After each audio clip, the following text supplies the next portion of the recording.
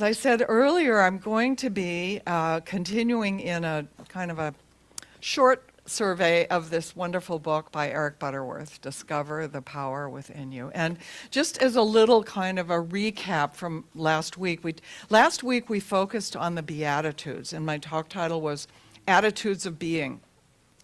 And the powerful piece about the Beatitudes is the way Jesus spoke in paradox. And often we'll find that when we're reading stories of the Bible, they just kind of don't make sense in the literal way, but they make sense at the level of our underlying journey of spiritual consciousness, the spiritual growth that we have over time, over years. And just as a little reminder, I'm not going to go through all of them, but if you get the drift of how he was speaking, he was saying, "Blessed are the poor in spirit, for theirs is the kingdom of heaven." Well, normally, somebody who's poor is not inheriting anything, right? It's kind of the opposite. What he's talking about is poor in spirit, when we don't really have a connection to our spiritual nature. And this beatitude is the very beginning of the spiritual journey that we go through. The second one, which I thought was really interesting, is, "Blessed are they that mourn, for they shall be comforted." And if you're thinking about your own spiritual journey, it's often when we have a situation where things get flipped on their end for us. We're disappointed about something, there's a loss in our life, we expect something to be one way, and it turns out another way, and it's that kind of a challenge situation that causes us to be launched into our spiritual journey. Anybody have that kind of experience for you? So these are early kind of beginning ways that we begin to become aware of, as Butterworth would say, of the spiritual power within us, the divine nature that we are. And as we move deeper into the Beatitudes, which I did last week, I'm not going to repeat my talk, but thinking of the one about, "Blessed are those who hunger and thirst after righteousness, for they shall be filled." The paradox, when you're hungry, you're not full, right? You're empty. So see how he's talking at a completely different level. He's talking about being hungry for this awareness of this spiritual quality within us. And so all throughout the Beatitudes, he's kind of taking us on a journey of our spiritual awakening until we come to that last one, which I talked about last week, where it talks about, "Blessed are those who are persecuted." And essentially, he's talking about how we persecute ourselves. You know, how we tell ourselves that we're not good enough, we're not where we're supposed to be. And yet, in that, there's an awakening to the truth of who we are. We wouldn't know we're not there if we didn't know where there was, right? So it's a beautiful thing. And I invite you to go back and look at it again. And if you have this book, to read how Butterworth really takes us to a deeper level for all of us.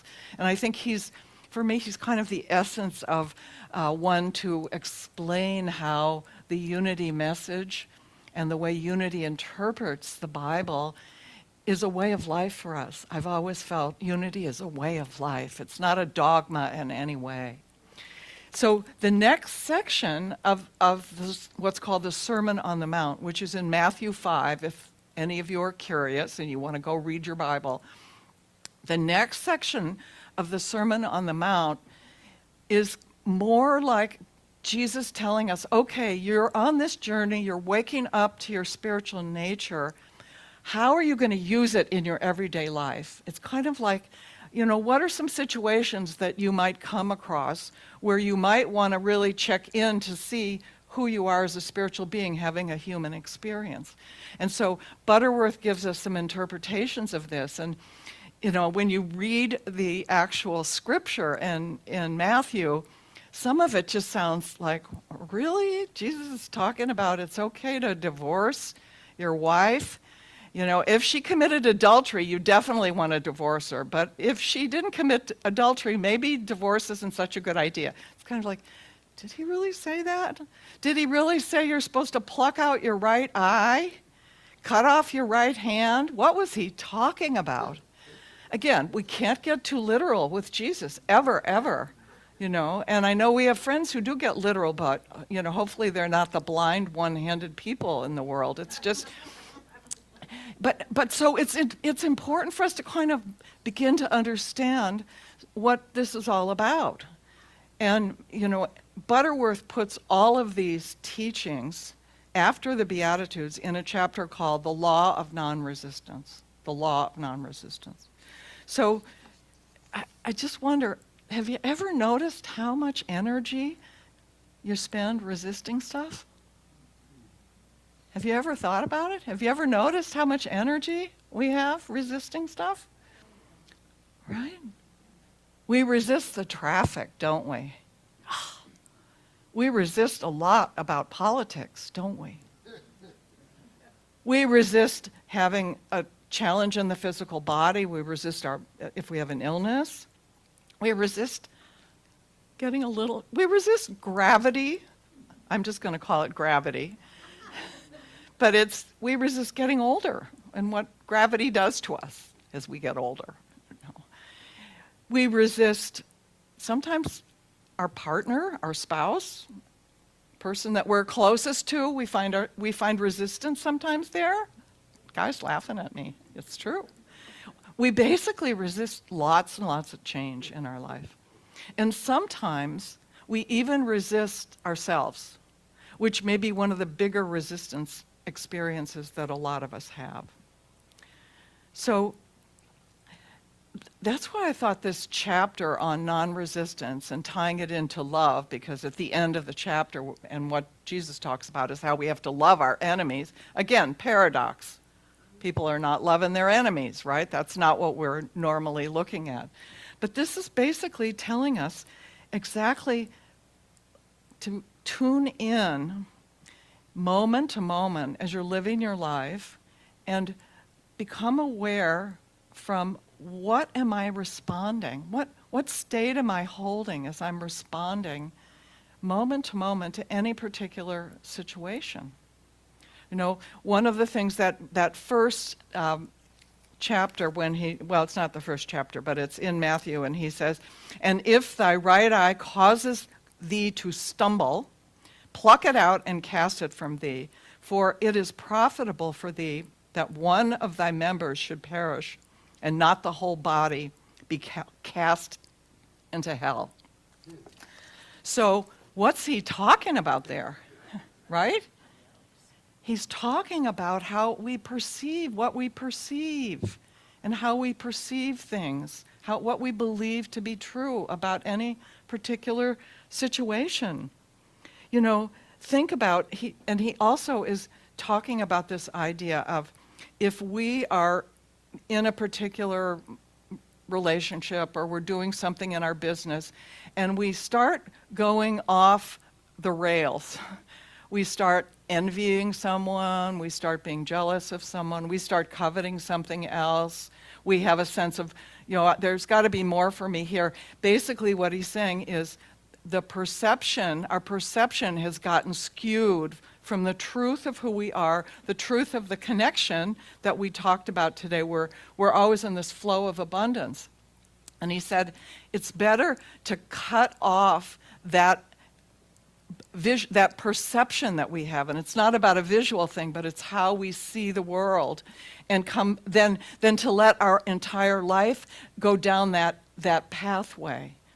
The same with the right hand. If we find ourselves doing something that's not really in alignment with the truth of who we are as divine beings, as spiritual beings, that it's better that we just completely stop. Basically just, I don't know if you've ever had any friend who just say, just stop it. In a sense, that's kind of what Jesus is saying. He's just saying, you've got to just stop it. When you have that awareness, the perception comes up that you're headed down the wrong road.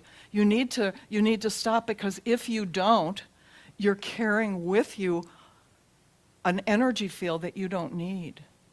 So how many times have you had that in your life? I mean, we all have that experience where you're doing something and all of a sudden you have a realization, oh, why am I doing this? And we get caught in continuing to do things the way we've always done them. And Jesus is saying, we need to cut it out. We need to pluck out the eye. We need to cut off the hand. It needs to be just instantaneous. He also talks about this idea that we need to turn the other cheek. What is turn the other cheek? Again, it's looking from a different perspective. Looking from a different perspective. And there's so many different ways that we might either need to cut off the right hand and the right eye or turn the other cheek.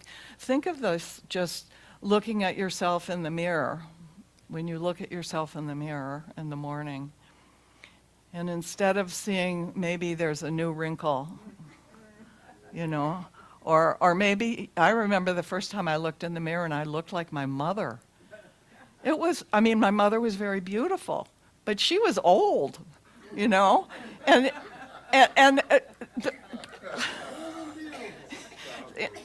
I don't feel old. So looking, and then all of a sudden something happened in consciousness that made me think, well, maybe I'm old, But so we do that kind of thing. Again, that's like you want to pluck the eye out right there. The same thing is true if we get caught up in a health diagnosis. I was thinking about two friends of mine that, and bless them both, they've both passed, not that long ago, within the last 3 years. They both had the same diagnosis, which was a very severe diagnosis.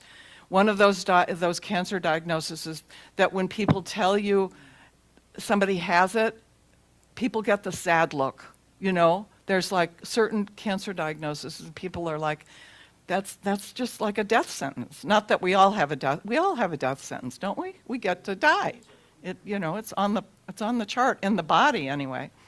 But I was thinking about these two friends of mine, how they both had the same diagnosis and how completely different their eyes were and their hands were in how they handled their life. And again, this is what we're being given in these teachings from Jesus and what Butterworth is trying to help us understand. On the one hand, one of my friends holed up in her apartment. She would not let anyone come to visit her. She only let her daughter bring her food on Fridays. And she was that way for a couple of months. And of course, it was really frustrating for those of us who loved her, who wanted to be with her and connect with her, but that was what her choice was. This other friend, when she got her diagnosis, she had a meeting with the oncologist, and she said to the oncologist, "Your job is to get me to Africa." She wanted to go on a safari. And before her diagnosis, she and her husband were going to go, and then she had to stop because of whatever, numbers and things. But she just said, "Your job is just get me to Africa." She was all about living her life, experiencing the joy that was in her life in the moment. She was living that power within her. Whereas my other friend had closed herself off into a very, very small space. And I think that that's part of what we're being invited into when we hear this teaching. Are you closing yourself off? Another way that Jesus talks about this in the chapter is this idea that we should refrain from making vows. Is anybody here a vow maker? I know there are a couple married people, so you did make vows. I marry people, so I know there are vows involved. And some of us have made vows multiple times and kind of, not kept those vows very well. But vows, during the time of Jesus, vows was a big thing. And people would swear, they're going to swear by this and swear by that and swear by their daughter and swear by their pigs. And, it was a big thing to make vows. And so Jesus is telling them, no vows. You don't get to make vows. You can't make vows. And Butterworth talks about this, and I love this when I read it. He said, when we make a vow, we are mortgaging the future. We have payments for that vow all until it's over, just like a mortgage payment. And sometimes we'll make a vow. I made a vow the other day. Okay, I wasn't going to tell you this because I was kind of ashamed of this. This is a very kind of everyday thing, but I feel that's what we're learning here. So I got this present for my daughter for Mother's Day. That was a long time ago, right? And it was not a present that I would ever use. It was like a bunch of makeup and stuff. Like she would use it, I wouldn't use it.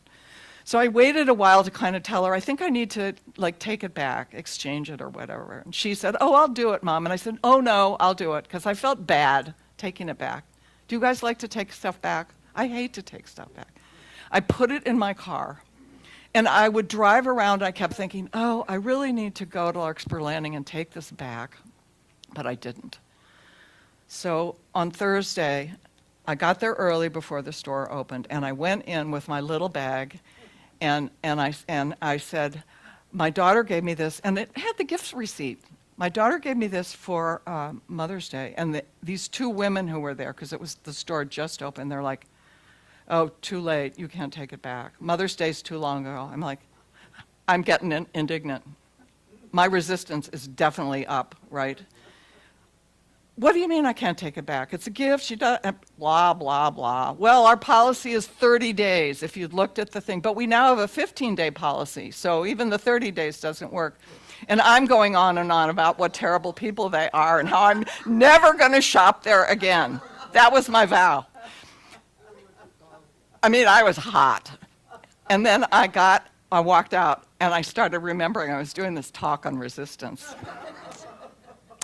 And I was walking to my car, and all of a sudden it hit me. I'm like, wow, that was really bad. I was really ugly. But what was going on was I was mad at myself because I'd waited so long and procrastinated taking this thing back. It was my own fault completely. It had nothing to do with these poor women. I told Roy this story yesterday, and I said, I really kind of feel like going back to Goop. It was Goop, the Gwyneth Paltrow store, which is not my thing, but I said, I feel I need to go back and apologize to them. And he said, they will think you are really crazy if you go back and apologize, But, I mean, it's a stupid story, but do you get how that works? We get hot and we get into our resistance, we're angry, we're fearful, but guess what? It's never about the situation, right? It's about what's going on inside us.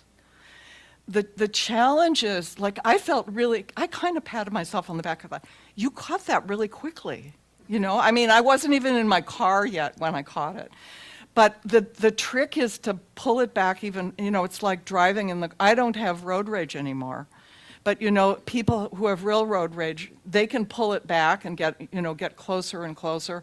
Roy's a big fan of the Giants, and so he's got giant rage because the Giants are doing really badly now. And he'll come in and he's yelling and screaming, and then the next day he's so happy. And, it's a different kind of resistance, but it's the same thing. It's about how do we carry our connection to all life in every single situation that comes to us. So making a vow, like I'm never going to shop at Goop again. I mean, that's kind of a stupid one. But what if I wanted to buy my daughter a present? That would be a vow I wouldn't want, like she would really like it there. We make all sorts of vows. I'm never going to talk to her again. How about that one? Have you ever made that kind of thing? Somebody harumphs you or they don't talk to you. Here's another really good one. You have somebody that you really like. You call them, they don't call you back. You wait. They haven't called me back. They haven't called me back. Is that love speaking? What is that? It's the resistance. We've made a story up about the other person. They might not even have gotten your call. Who knows? Or they might have been in some. So part of it is just looking at the moment and being connected to the moment in life, which is what love is all about. It's about that flow of energy, and discover the power within you is discovering that you live in this field of infinite connection, infinite power. and that it's your consciousness that is the key in every situation. It's not about setting it right, it's about seeing it right. I think Reverend Dahlia talked about that. It comes right out of our friend.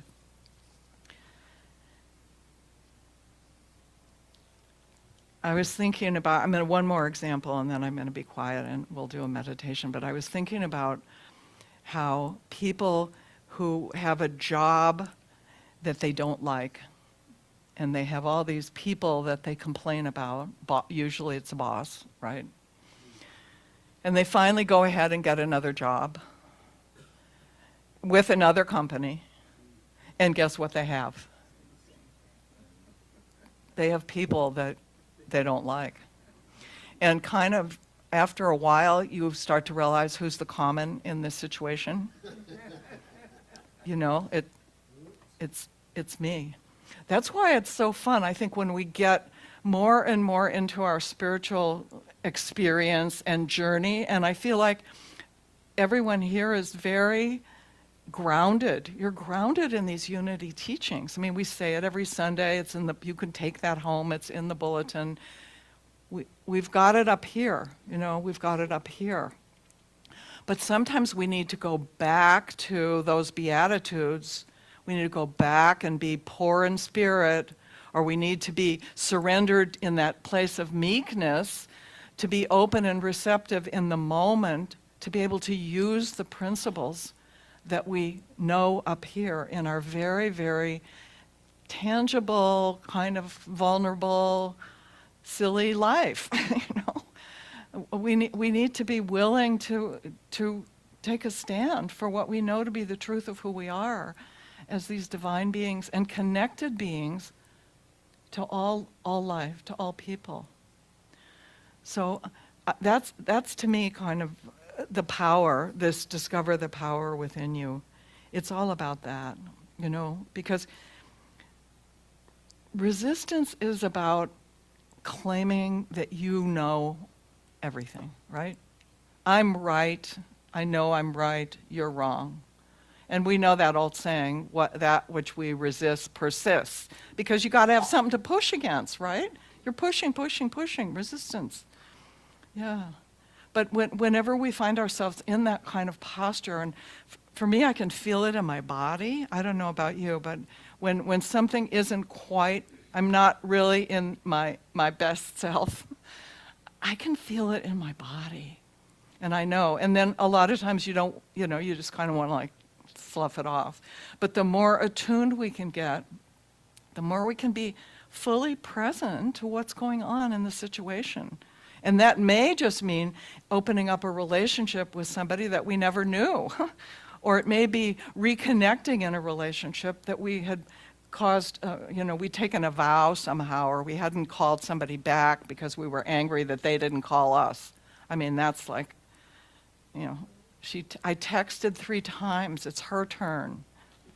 But if you love somebody, why is it like that? You know, because we're in the field and all things are possible all the time. So if we make a vow, it gives us that sense that we've already made a decision about something and we can't change it. And again, that's coming from that limited consciousness, that limited mind. We make a promise that we're going to never do something, and then someday we really want to do it. Then we have to break it, and then we feel bad because we broke it. We're guilty, right? So but love says, I'm willing to be surprised. I'm willing to be surprised by what God's got in my life, what's coming to me, what's moving through me. So let's take a moment, and I'm going to have our ushers turn the lights down. And I'll let you know when to flip them back up, okay? I'll give you the high sign. So just invite you to close your eyes. So beautiful to be here. Take a nice couple deep breaths here. Giving gratitude for these teachers who've come before us, Charles and Myrtle Fillmore and the Unity Movement, and then this master teacher, Eric Butterworth, who's really laid out a deeper understanding of how the teachings of Jesus as a master way shower for us can really apply in our very, very daily lives. from the simplest thing to the most profound decisions we have to make. So looking at this experience that Jesus shares with us, if we look at the eye, think about a particular situation in your own life, maybe where you're having some challenge right now. What's the lens that I'm seeing this through? What lens am I looking through? Am I seeing it through the lens of love? Am I seeing it through the lens of needing to be right? To take a stand or make a vow?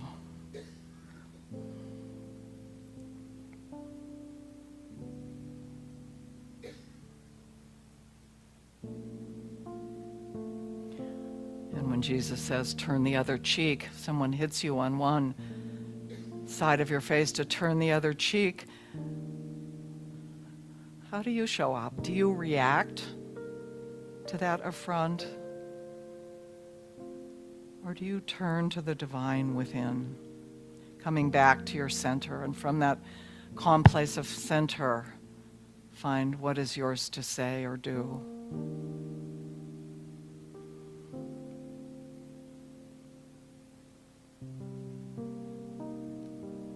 And if you're finding yourself in a difficult, challenging relationship where somebody feels like they've taken a stand against you,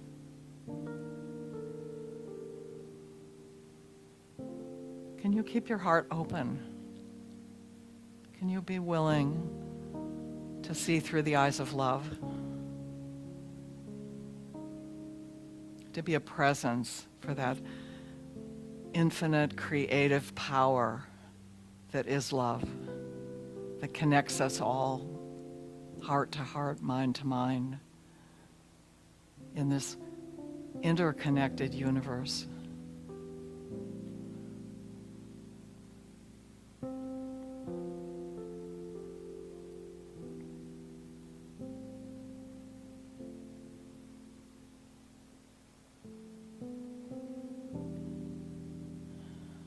The blessings in these teachings from Jesus remind us that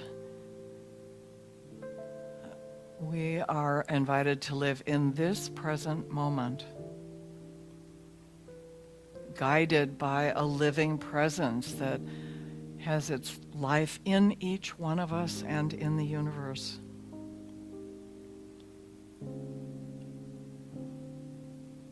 It reminds us not to be guided by fear or by experiences or promises that we made yesterday, but to be fully present.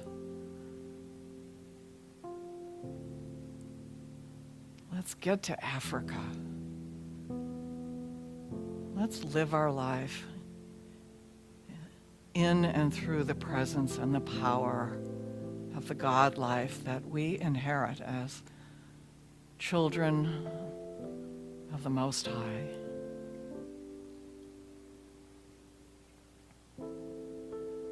And offering gratitude for these teachings, for the gift of this time together. As you're ready, you could gently bring your awareness back into your physical body and open your eyes.